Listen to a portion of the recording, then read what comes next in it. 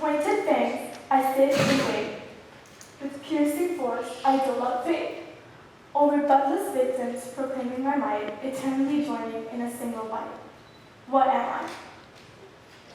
This was a riddle asked to me in an inter-school competition that I participated in grade 5, before I immigrated to Canada. Now, this competition focused on literacy and wit, and one of the sections was about riddles, questions that are meant to tease your brain and challenge its critical thinking ability. So you can imagine my surprise when I learned during the preparation process that instead of being expected to answer the riddles on the spot, contestants were expected to memorize the answers based on a sheet that had been shared beforehand. It, of course, seems ridiculous now how I had to commit those answers to memory instead of training my brain to be able to solve for them. But looking back on it, I feel that this preparation process started resembling my school life in general. It was a sad metaphor for the way that us students consumed and retained knowledge. This rote memorization started sparking something like resentment in me. Studying felt boring and pointless, and I felt a lack of control over my academic experience. This feeling lasted even after I moved to Canada. Despite the fact that I found learning here to be more practical and application-based, I still regarded the majority of what I was learning about to be insignificant. I was looking at the materials in front of me in the context of marks or report cards, and I never connected with what I was learning about. This was a kind of tunnel vision.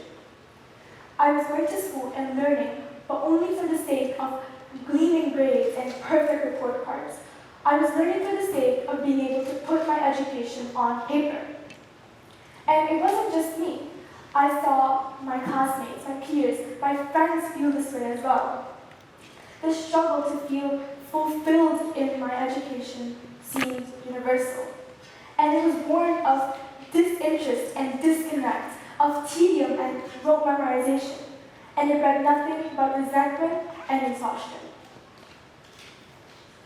Often, we can find learning to be dictated by tests or textbooks, and to some extent, it is. I can't just stand here and declare that grades aren't important because that's just not right.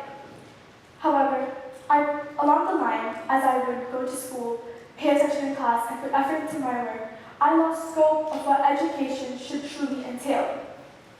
And all going to school became about was that number on the rubric. I got satisfied not when I learned something new or when I understood something I'd been struggling with before, but only if that number was high enough. And it sucked because it didn't always match my own regard of my work. I mean, if something that I was really proud of and put a lot of effort into got a mediocre grade, that would crush my self-esteem and it would lead me to doubt my own ability. But on the other hand, if I turned in something that I knew wasn't my best work, something where I turned it in and I would just hope for the best, and that got a good grade, well, it was a nice surprise, but it also let me get away with work that was, by my own standard, unsatisfactory. However, as I said, I can't declare that I don't care about my marks, or that you shouldn't either, because that's not true. Grades are important. I know I care about my own report card, and a lot of others as well. And that's fine, that's good even. But that also makes it hard to think about overcoming that tunnel vision. There are, however, some things that make dealing with it easier. Some shifts of mentality that help lead to a more open mindset towards education and help you connect with what school is about. The first, and in my opinion, most important thing to alleviate tunnel vision is to lose the pursuit of perfection. Now, I love a good grade as much as the next person, and I'm all for striving to be the best you can. But I've found that stressing over an imperfect grade often just does more harm than good. And this applies to extracurriculars as well. Finding yourself struggling in an extracurricular like an instrument or sport, or just your studies in general, is normal. It's okay, it's human even. And I understand it's a tough feeling, especially when it's something you care a lot about. But what I try to do is to take a step back, breathe a little, give myself some time to ruminate. What am I doing wrong? How can I improve for next time? And most importantly, to not beat myself up. I understand wanting everything to be flawless, and this need for perfectionism, while understandable, is ultimately not feasible, and letting go of it can help reduce some of the stress and pressure that school can bring. And this also ties in with my next point, learning to take away from every experience and perspective. Often, school can leave us with a large range of experiences, positive and negative. And most, if not all of these, leave us with something to take away, something to learn from, regardless of the outcome itself. Did you maybe bomb a test, lose an important match, fail an assignment? Well, taking away from negative experiences such as these can help break out of some of that black and white that school can bring with it. It teaches you that life is larger than just your report cards, and that not succeeding doesn't always mean failing. For example, when I was in grade 7, I participated in a math competition that was not unlike an Olympiad. Now, this competition, I had started preparing for it about a month before, and it meant a lot to me. I was so sure that I'd get a good grade and maybe even a decent ranking. So on test day, I wrote the test, and I was proud of myself. I thought I did a pretty good job. Except when results came in, and I was beaten to first place by one singular point. That too, by my best friend. Now, that day, I probably overreacted a little. And don't get me wrong, there was no big blow or anything, but let's just say some tears might have been involved. But looking back on it, this competitiveness was entirely useless, because it made me perceive that second place as a loss. This competition wasn't high stakes at all, but losing and letting that loss impact me personally was really damaging. Because while I should have been focusing on what my next step should have been, how I could have improved on, and most importantly, giving myself credit where it was due, I was just feeling bad about myself. I didn't learn from that experience as much as I could have. It's about the mindset, one where it didn't matter how long I studied for or how hard I practiced. All that mattered was that I didn't come first. And I see a lot of my peers feel this way as well, just to focus on the end result, just to focus on whether or not you make the team, whether or not you win or lose, whether or not you pass or fail. When what truly matters is how hard you practice, how hard you train, how hard you study, how much you care. Learning to take away from experiences, whether they are positive or negative, has helped me learn so much more than I would have otherwise, and helped break out of the narrow walls that school can bring. It's taught me that life is larger than school, and it's helped me engage with everything that I involve myself in.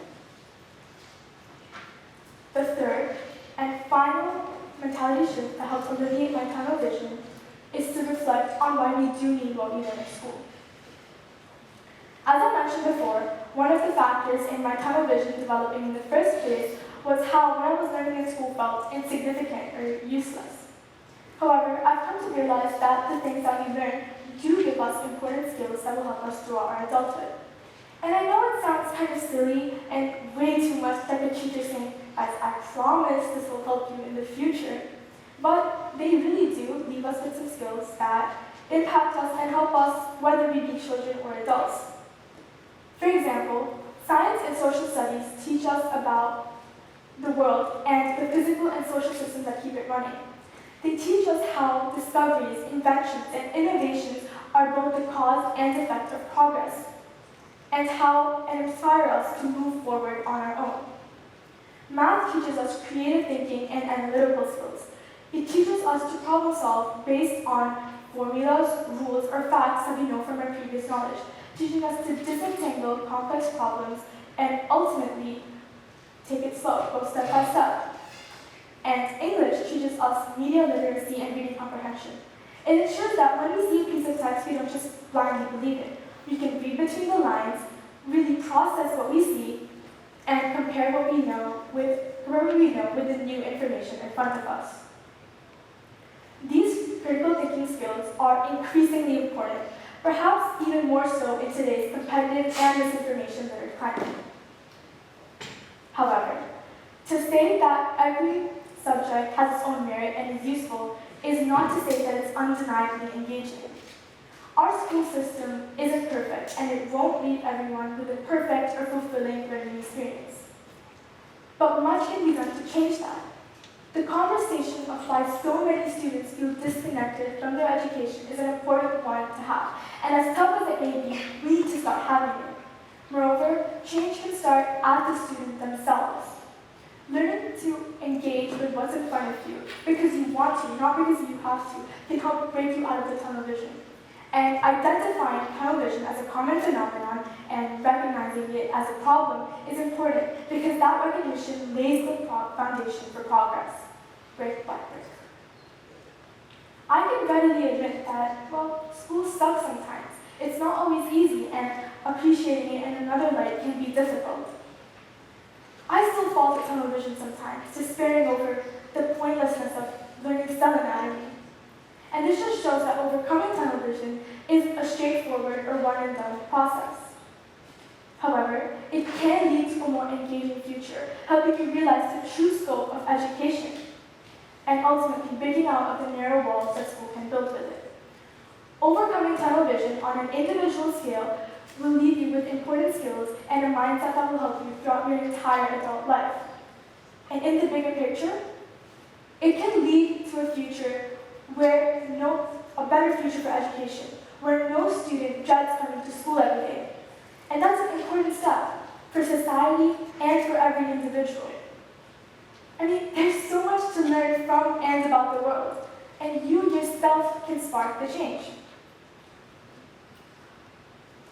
All it could take is something as simple as a stapler.